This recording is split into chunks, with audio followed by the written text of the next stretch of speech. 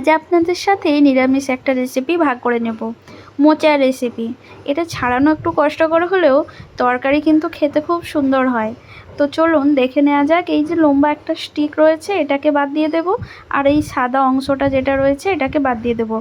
বাজারে তো এখন এরকম কেটেও মোচা বিক্রি হয়, আপনাদের হাতে যদি সময় কম থাকে তাহলে আপনারা সেটাও কিনে আনতে পারেন। এভাবে আমি মোচাটাকে কুচিয়ে নিয়েছি, তার সাথে একটু আলুও ডুমো ডুমো করে কেটে নিয়েছিলাম, সেটাও আমি হাফ চামচ লবণ আর অল্প একটু হলুদের গুঁড়ো দিয়ে সেদ্ধ করে নিয়েছি। এরপর কড়াইয়ে সরষের তেল গরম করে গোটা জিরে, শুকনো লঙ্কা, তেজপাতা ফোড়নে দিলাম। আর অপর দিকে একটা মশলা বানিয়ে নিচ্ছি আদা আর টমেটোর।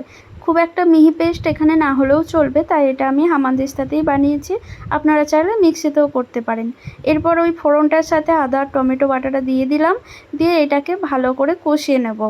এরপর মশলাটা কষিয়ে এলে ওই জল ছড়িয়ে রাখা মোচাটা এখানে দিয়ে দেব, তার সাথে হাফ চামচ জিরের গুঁড়ো, হাফ চামচ লাল লঙ্কার গুঁড়োও এখানে দিয়ে দেব।